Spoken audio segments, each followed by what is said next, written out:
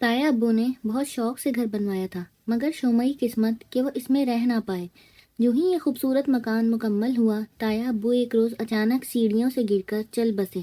سبھی نے اس کو اتفاقی حادثہ جانا، مگر تائی کہتی تھی یہ اتفاقی حادثہ نہیں ہے، یہ جگہ بھاری ہے، کیونکہ مکان کی تعمیر کے دوران بھی 2 مزدور وقتاً فوقتاً گر کر بری طرح زخمی ہو کر مر گئے تھے۔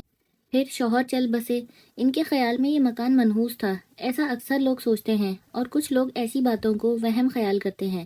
بہرحال تائی اماں کو انہی وہموں اور وسوسوں نے گھیر لیا تھا۔ تبھی وہ اس مکان کو فروخت کرنے کے درپے ہو گئیں۔ انہوں نے والد صاحب کو بلا کر اپنا عندیہ بتایا۔ ابو نے سمجھایا یہ مکان بہت عمدہ اور اچھا بنا ہوا ہے، میرے مرحوم بھائی نے بہت شوق سے تعمیر کروایا ہے، یہ ان کی تقدیر کہ ان کی زندگی نے مہلت نہیں دی۔ میری مانو تو مکان فروخت کرنے کا خیال دل سے نکال دو، کیونکہ دوبارہ ایسا گھر نہ بنا پاؤ گی، یہ بچوں کے کام آئے گا، ان کو صاحبان سے محروم مت کرو۔ مگر تائی اماں اپنی بات پر اڑ گئیں اور بولی، تم کو اچھا لگتا ہے تو تم ہی خرید لو، جو قیمت لگے، بے شک اس سے کچھ کم دے دینا، مگر میں اب اس میں نہ رہوں گی۔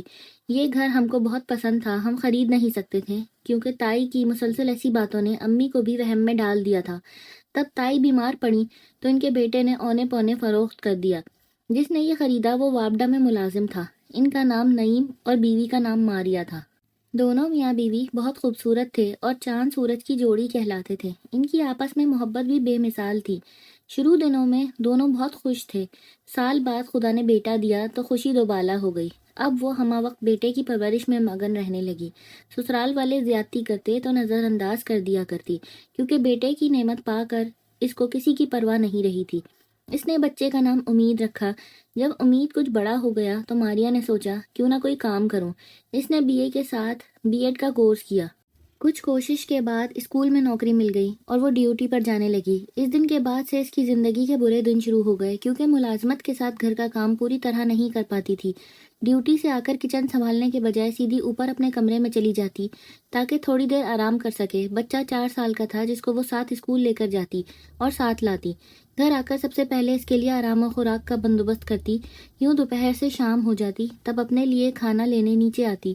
ساس اور جیٹھانی منہ بنا کر کہتی، کماتی اپنے لیے ہے، ہم کو نوکرانی سمجھ رکھا ہے، کوئی کام نہیں کرتی، اس کو مفت میں پکا پکایا چاہیے ہے۔ روز روز ایسی باتیں سن کر وہ تنگ آ گئی۔ ادھر ساس نندوں نے نعیم کے بھی کان بھرنے شروع کر دیے، جس کا نتیجہ یہ ہوا کہ وہ بیوی سے بددل ہونے لگا۔ جب گھر آتا کھانا ماں کے پاس سے لے کر کھاتا، وہ کچھ نہ کچھ بات بیوی کے خلاف ضرور کہہ دیتی۔ جہاں انسان 2 وقت کھانا کھاتا ہے، بیٹھتا بھی وہیں ہے۔ نعیم اب صرف سونے کے لیے کمرے میں آتا، سارا وقت نیچے اپنی ماں اور دیگر گھر والوں کے پاس گزارتا۔ ماریا نے کوئی شکوہ نہ کیا، اس کی تو مجبوری تھی، نوکری جو کرتی تھی۔ اسی اثنا میں وہ دوسرے بچے کی ماں بن گئی۔ اب ذمہ داری اور بڑھ گئی۔ پہلے شوہر کے جو تھوڑے بہت کام کرتی تھی، اب نہیں کر سکتی تھی۔ ماں بیٹے کے سارے کام کر دیتی، ماریا صبر و شکر کر لیتی۔ جیٹھانی نے کہنا شروع کر دیا، ایسی بہو لانے کا کیا فائدہ، الٹا ہم ان کے کام کریں، ان کے شوہر کے بھی کریں، بہتر ہے یہ میاں بیوی الگ ہو جائیں۔ سسر نے معاملہ بڑھتا دیکھ کر نعیم اور ماریا کو الگ کر دیا، جس پر ماریا نے کوئی اعتراض نہ کیا۔ البتہ وہ کھانا گھر میں بہت کم پکاتی اور زیادہ تر باہر سے لے کر آ جاتی۔ شوہر کو اعتراض تھا کہ باہر کا کھانا روز نہیں کھا سکتا، لہٰذا اب بھی اس کا زیادہ وقت ماں بہن بھائیوں میں گزرتا۔ کھانا وہ ماں کے گھر کھاتا۔ دوسرے بچے کی پیدائش پر ماریا کا کام اور بڑھ گیا اور وہ بالکل گھر اور گھر والوں سے کٹ کر رہ گئی۔ سبھی نے سکھ دکھ میں اس کا ساتھ چھوڑ دیا۔ اس طرح سے وہ غیر اور اجنبی ہو کر رہ گئی تھی۔ شوہر گھر پر نہ ہوتا، بچہ بیمار ہو جاتا، کوئی نہ پوچھتا، صرف سسر ہی وہ ہستی تھے جو دکھ سکھ میں اس مصروف بہو کا خیال کرتے اور بیمار بچوں کو ڈاکٹر کے پاس لے جاتے تھے۔ ماریا ایک ملازم پیشہ عورت تھی، مگر کوئی اس کی مجبوریاں نہیں سمجھتا تھا۔ اپنی تنخواہ میں سے تھوڑا سا حصہ کچن میں ڈالتی تھی، باقی جمع کرتی تھی۔ اپنے اور اپنے بچوں کے اخراجات کی مد میں رقم صرف کر دیا کرتی تھی۔ جب اسے الگ کر دیا گیا، اس نے کچن کا خرچہ دینا بند کر دیا اور نعیم سے کہا، تمہاری مرضی، اپنی تنخواہ میں سے جتنا چاہو گھر والوں کو دو، مجھے کوئی اعتراض نہیں ہوگا، مگر میں محنت و مشقت اپنے بچوں کے مستقبل کی خاطر کر رہی ہوں، اپنا کھانا بھی باہر سے منگواتی ہوں، لہٰذا اب میں ساس کو کچن کا خرچہ نہ دوں گی۔ سسر نے پوچھا، بیٹی ماریا، تم نے اتنے سال ملازمت کی ہے، کیا کچھ جوڑا بھی ہے؟ اس نے بتایا، ہاں ابا جی، میں نے کافی بچت کی ہے۔ کتنے روپے ہوں گے؟ 5 لاکھ ابا جی، کچھ رقم امی ابو نے دی تھی، وہ بھی شامل ہے۔ ٹھیک ہے بیٹی، باقی رقم کا میں بندوبست کیے دیتا ہوں، اگر کچھ کم پڑا تو لون لے لیں گے۔ میں تمہارے لیے کوئی مکان تلاش کرتا ہوں، تم کرائے کے مکان میں رہنے کے بجائے اپنے مکان کی مالک ہو جاؤ تو بہتر ہوگا، کیونکہ میں دیکھ رہا ہوں کہ یہاں تمہارا گزارا کافی مشکل ہو گیا ہے۔ یوں انہوں نے جو گھر نعیم اور ماریہ کے لیے تلاش کیا وہ ہمارے تایا ابو کا مکان تھا، جو خوبصورت اور عمدہ بنا ہوا تھا، مگر تائی اماں کے وہم کی وجہ سے اونے پونے بک رہا تھا۔ ماریہ اور نعیم اتنا اچھا گھر ملنے پر خوش تھے، لیکن محلے کی عورتوں نے ماریہ کو عجیب و غریب باتیں بتائیں۔ وہ بیچاری ڈر گئی اور اس نے 11 دن تک گھر میں روز سورہ یاسین پڑھوائی۔ وہ ہر روز تمام محلے والیوں کو بلانے ان کے گھر جاتی اور خوشی خوشی اپنے گھر پڑھائی کے لیے بلاتی رہی۔ یوں ہمارے گھر تبھی وہ آئی۔ ماریہ بہت پیار سے بولنے والی عورت تھی، نعیم بھی نہایت ادب و انکساری سے بات کرتا تھا۔ دونوں میاں بیوی ہر ایک کے ساتھ خلوص سے ملتے۔ ماریہ اب بھی اسکول پڑھانے جاتی، وہ پھر امید سے ہو گئی تو ڈیوٹی پر جانا مشکل ہو گیا۔ گھرداری بھی سنبھالتی تھی، سسرال اور میکے سے کوئی اس کا حال دریافت کرنے نہیں آتا تھا، البتہ کبھی کبھی سسر اپنے پوتوں سے ملنے آ جاتے تھے۔ یہاں ان کو آئے کچھ ہی عرصہ ہوا تھا کہ ایک دن معلوم ہوا کہ نعیم نے ماریہ کو مارا ہے، مگر کسی نے بات نہ کی، یہ سوچ کر کہ ان کے اپنے گھر کا معاملہ ہے۔ ماریہ نے فون کر کے سسر کو بلوایا اور کہا، نعیم کو سمجھائیے، آپ کے بیٹے نے اس حالت میں مجھے مارا ہے جبکہ بچے کی پیدائش کے دن قریب ہیں، ایسے میں میری جان بھی جا سکتی تھی۔ باپ نے بیٹے کو تنبیہ کی کہ آئندہ بہو پر ہاتھ نہ اٹھانا، ورنہ یہ مکان ماریہ کے نام ہے، میں تم کو کان سے پکڑ کر باہر نکال دوں گا۔ ابھی اس واقعے کو 15 دن گزرے تھے کہ ایک عجیب واقعہ ہوا۔ ماریہ کے سسر مکان کی چھت پر کچھ رکھنے گئے اور جب وہ سیڑھیاں اتر رہے تھے ان کا پاؤں پھسل گیا، وہ گر پڑے اور اسپتال میں چند دن گزار کر فوت ہو گئے۔ یہ ایسا واقعہ تھا جس نے سبھی کو ہلا کر رکھ دیا تھا۔ بالکل ایسے ہی موت سیڑھیوں پر سے پھسلنے کی وجہ سے ہمارے تایا ابو کی بھی ہوئی تھی۔ خیر ہم نے تو چپ سادھ لی، مگر محلے والے کب چپ رہنے والے تھے۔ انہوں نے ماریہ اور نعیم کو کہا کہ یہ سیڑھیاں آسیب زدہ ہیں، مالک مکان کے علاوہ 2 مزدور بھی گر چکے ہیں، اب یہ چوتھا واقعہ ہے، بہتر ہے یہ مکان فروخت کر دیں یا پھر سیڑھیاں بند کروا دیں اور چھت پر نہ جائیں، غالباً وہاں جن رہتے ہیں۔ ماریہ نے اس واقعے کو خدا کی مرضی کہہ کر نظر انداز کر دیا، مگر نعیم کو وہم ہو گیا تھا۔ مکان تو فروخت نہ ہو سکا، البتہ اس نے سیڑھیاں بند کروا دی۔ ماریہ بہت اداس اور چپ چپ رہنے لگی تھی۔ پہلے جب اس کا جی گھبراتا تھا وہ چھت پر چلی جاتی تھی اور سکون مل جاتا، اب سیڑھیوں کی وجہ سے آگے دیوار آ جانے سے اوپر کا راستہ ہی بند ہو گیا تھا۔ ماریہ کو اپنے سسر کے وفات پانے کا از حد دکھ ہوا، کیونکہ ایک وہی شخص اس کا ہمدرد و غمگسار تھا، وہ بھی چل بسا۔ وہ اپنا دکھ درد کسی سے نہیں کہہ سکتی تھی۔ جب کوئی اچھا پیار کرنے والا انسان چل بستا ہے تو دکھ ہی ہوتا ہے۔ وقت کے دھارے میں وہ بہتی رہی، خدا جانے ماریہ کی قسمت کیسی تھی۔ وہ اپنے گھر کی خاطر ملازمت کر رہی تھی، دوہرے عذاب سہ رہی تھی۔ نعیم کو اس بات کی قدر نہ تھی، وہ بات بات پر اس پر برس پڑتا کہ ایسی ملازمت کا کیا فائدہ جب بیوی ہوتے ہوئے مجھے سکون نہیں ہے، اس سے اچھا تھا تو ملازمت نہ کرتی، گھر بیٹھ جاتی۔ جب بیٹی ردا پیدا ہو گئی اور 3 بچوں کو سنبھالنا مشکل ہوا تو اس نے لمبی چھٹی لے کر ڈیوٹی کو خیر بات کہہ دیا اور گھر بیٹھ گئی۔ تب نعیم کو اور بے چینی رہنے لگی، وہ کہتا تھا واقعی یہ گھر منحوس ہے، جو ہی گھر میں قدم رکھتا ہوں مجھے کچھ ہونے لگتا ہے، باہر اچھا بھلا ہوتا ہوں، ہنستا بولتا ہوں، طبیعت ہلکی پھلکی ہوتی ہے، لیکن جو ہی گھر آتا ہوں دماغ گھومنے لگتا ہے، کبھی کبھی یوں محسوس ہوتا ہے جیسے کوئی میرے اندر گھس کر مجھے توڑ رہا ہو، اور کبھی کوئی مجھے اکساتا ہے کہ میں کسی کو مار دوں، کسی کا قتل کر دوں۔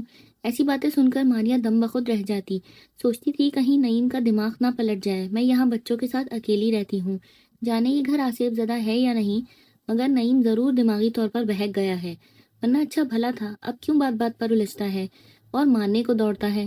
سسر بھی فوت ہو گئے تھے، شکایت کس سے کرتی، کوئی سہارا نہ تھا۔ کبھی ہمارے گھر آ کر امی سے دکھ بیان کرتی تھی، اب نعیم کا معمول بن گیا تھا بیوی کو مارنا پیٹنا، بیچارے چھوٹے چھوٹے بچے ماں کو اس طرح پٹتا دیکھ کر بہت روتے بھی لگتے تھے، بعد میں چپ ہو جاتے تھے۔ ایک دن نعیم رات کو نشے میں تھا یا جانے کیا بات تھی، اس نے ماریہ کو بہت مارا، اس کے گلے میں کیبل کا تار ڈال کر اسے ختم کرنا چاہا، مگر ہاتھ پیر چلا کر ماریہ نے خود کو بچا لیا۔ رات کی چیخو پکار پر محلے والے غصے میں تھے اور صبح وہ سب نعیم کے گھر پہنچ گئے۔ انہوں نے ماریہ کو نعیم کی گرفت سے نکالا اور اسے برا بھلا کہا کہ یہاں سے نکل جاؤ، ہم تم جیسے آدمی کو اپنے محلے میں نہیں رکھ سکتے۔ اس وقت اس نے ہاتھ جوڑ کر معافی مانگ لیا اور کہا میں آئندہ ایسی حرکت نہیں کروں گا۔ انہوں نے کہا ہم تم کو آخری بار کہتے ہیں کہ آئندہ اگر ایسا ہوا تو ہم سے برا کوئی نہیں ہوگا۔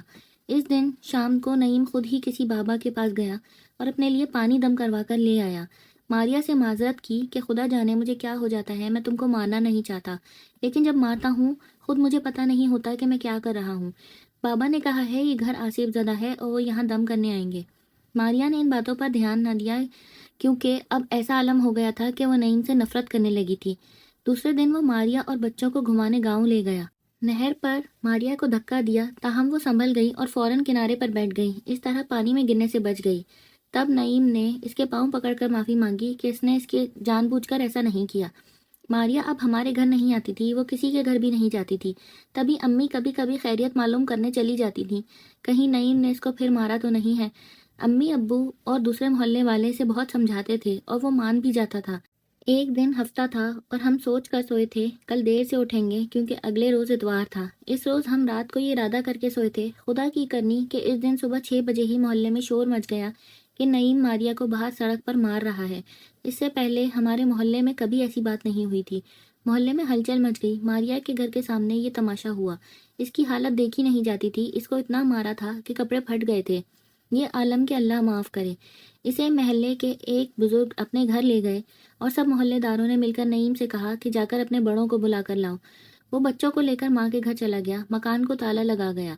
बुजुर्गों ने पूछा, मारिया बताओ तुम क्या चाहती हो? वो बोली, घर आबाद रखना चाहती हूँ। मगर नईम को ये दौरे पड़ते हैं कि बेबात मारने लगता है, इस तरह से तो ये मेरी जान ले लेगा। मैंने बर्दाश्त किया है, अब ये सब कुछ मेरी बर्दाश्त से बाहर है। मैं इससे फैसला चाहती हूँ, लेकिन बच्चे मुझे दिलवा दें। ये बातें हो रही थीं कि नईम का बड़ा भाई आ गया। सब ने इसको लानतान की कि जब से ये लोग यहाँ आए हैं आप लोगों में से कोई इनका अहवाल पूछने नहीं आया। ऐसी संगदिली ठीक नहीं। खैर फिर सब ने मिल मिलाकर मारिया और नईम की सुलह करा दी और इसने कुरान पर हलफ दिया कि वो अपनी बीवी को न मारेगा। एक दिन इनके घर से कुछ तोड़ने की आवाज़ आई।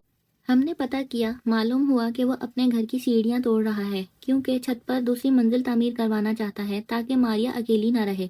नई मंजिल को किराए पर उठाने से माकूल आमदनी भी हो जाएगी। इस दिन जुमेरात थी। वो पहले मजदूर लेने गया मगर मजदूर ना मिला तो बड़ा सा हथौड़ा लाकर खुद ही सीढ़ियों के आगे दीवार तोड़ दी जो खुद इसने बनवाई थी। फिर छत पर गया। इसी शाम उनके घर की बिजली चली गई। तार वाला खंभा छत की मुंडेर के पास था। वो वापडा का मुलाजिम था, बिजली के तार ठीक करने का काम करता था। बस इसने खुद ही बिजली के खंभे पर चढ़कर तार ठीक करने की ठान ली। जब वो बिजली के तारों को घर से पीछे हटा रहा था तो सारे मोहल्ले की लाइट बंद हो गई। सख्त गर्मी में मेरे मुंह से निकला, अल्लाह करे ये बिजली वाले मर जाएं। इतनी गर्मी है और पंखा बंद हो गया है। अम्मी ने मुझे डांटा कि ऐसा नहीं कहते। अचानक बाहर शोर की आवाज़ सुनाई दी। पता चला नईम खंबे पर चढ़ा बिजली ठीक कर रहा था कि इसके कमर के गिर्द लिपटी बेल्ट ढीली हो गई और ऊपर से गिर गया। गिरते ही सर फट गया और अल्लाह को प्यारा हो गया। आन की आन में मोहल्ले वाले इकट्ठे हो गए। हम भी गए। इसकी मैयत रखी थी। लगता जैसे इसको किसी ने गला दबाकर मारा है। आंखें उभरी हुई और खुली हुई थी। इनके गिर्द नील पड़े हुए थे। सर पिचक गया था। मारिया औरतों के बीच ऐसे बैठी थी जैसे आंखों के आंसू खत्म हो गए हों। अलबत्ता नईम की माँ और बहनें बिलक बिलक कर रो रही थीं। 3 दिन बाद मारिया का घर खाली हो गया। ससुराल वाले दोबारा नहीं आए। बच्चों की भी फिक्र न की, जैसे वो इनके कुछ न लगते हों। अब मारिया अपने बच्चों के साथ घर में अकेली रहती है।